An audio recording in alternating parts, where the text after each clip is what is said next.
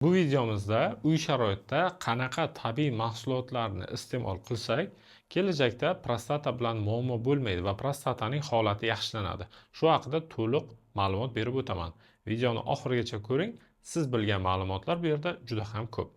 Demak, birinchisi qadimda insonlarda masalan turli xildagi hozir ximika dorilar ishlab chiqarilgan, lekin o'sha paytlarda bu mahsulotlardan o'sha dorilardan tashqari ayrim tabiiy mahsulotlar bo'lganki, ularni doimiy iste'mol qilish orqali erkaklar o'zidagi prostata muammolarini kamaytirgan hisoblanadi va shu mahsulotlarni agar biza doimiy iste'mol ratsionimizga kirita olsak, prostata bilan bog'liq muammolar sizni bezovta qilmaydi. Shu mahsulotlarni birma-bir sanab o'taman. Demak, birinchi mahsulotimiz bu qovoq urug'i. Bilaman, buni ko'p joyda eshitgansiz. Qovoq urug'i sink moddasiga boy hisoblanadi. Prostatada esa juda ham ko'p miqdorda sink moddasi saqlanadi. Agarda sink moddasi yetarli miqdorda bo'lsa, prostatani o'zi suyuqligi bakteriyalarga qarshi yaxshi kurasha oladi.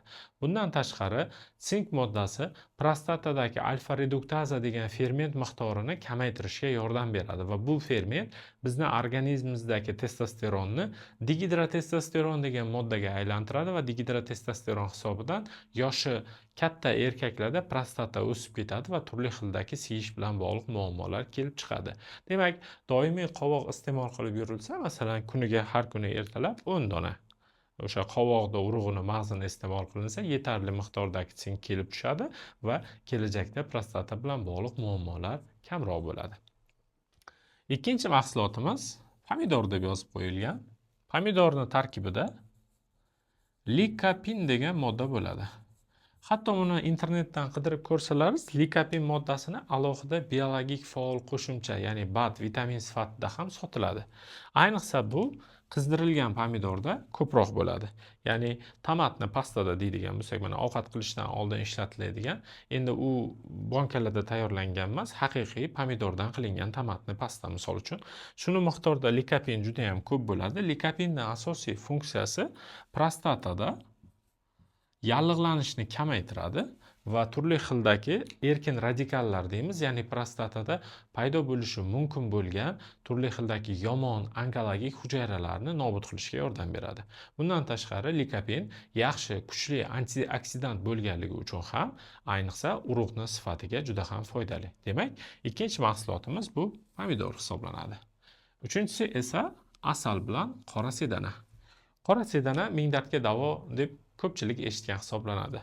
Qora sedananing tarkibida timokuinon degan modda mavjud bo'lib, bu modda asosan bizning organizmimizga tabiiy antibiotik, yallig'lanishga qarshi, ya'ni shamollashni yo'qotib beradigan effekt ta'siri bor.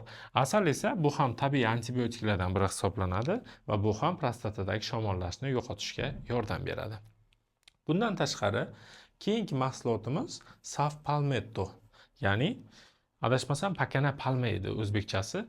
Bu mahsulotimiz asosiy Prostamol Uno degan ko'pchilik biladigan preparatni tarkibiga kiradi va aynan shu saf palmetto yuqorida aytib o'tgandek dihidrotestosteron degan moddani kamaytirish hisobiga prostatani kattalashib ketishi, undagi turli xildagi siyish bilan bog'liq muammolarni kelib chiqishini oldini oladi. Bizani o'zbeklar eng yoqtiradigan narsalardan bittasi bu ko'k choy.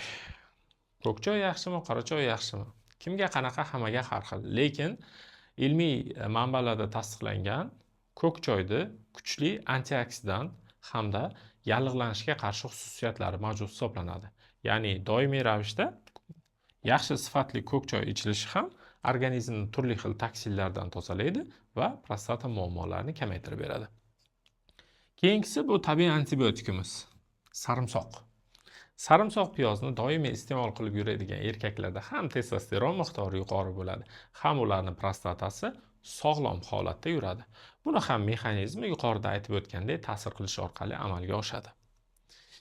Xo'p, undan keyingi mahsulotimiz noodatiy mahsulot bu anor hisoblanadi. Anorda ham kuchli turli xildagi zaharli toksinlarga qarshi kurashish xususiyati bor. Bu ham prostatani salomatligini yaxshilashga yordam beradi.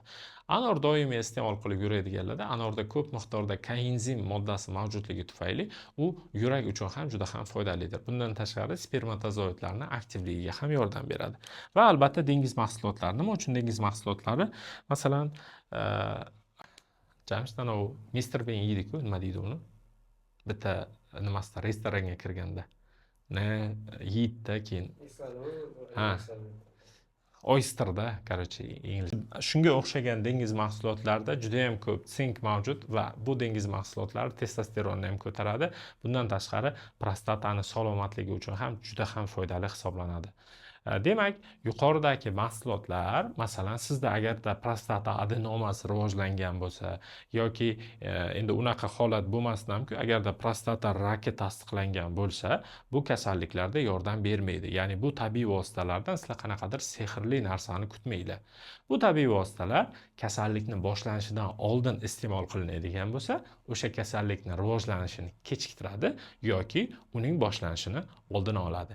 Ammo bu tabiiy vositalarni iste'mol qilganingizda ham prostatada muammolar bo'ladigan bo'lsa, siyganda achishish, og'riq, urug' chiqqandagi og'riq, achishlar, siyish napori kamligi, tez-tez hojatga borishlar mavjud bo'ladigan bo'lsa, albatta urolog shifokori bilan maslahatlashgan holatda kerakli davo choralarini amalga oshirish zarur hisoblanadi. Chunki tabiiy vositalar 100% yechim emas. Bular faqatgina qo'shimcha uning holatini yaxshilashga yordam beradi. Agarda sizda yuqoridagi muammolar mavjud bo'lsa, pastdagi raqamlar orqali aloqaga chiqing va biz muammongizni birga yechishga yordam beramiz.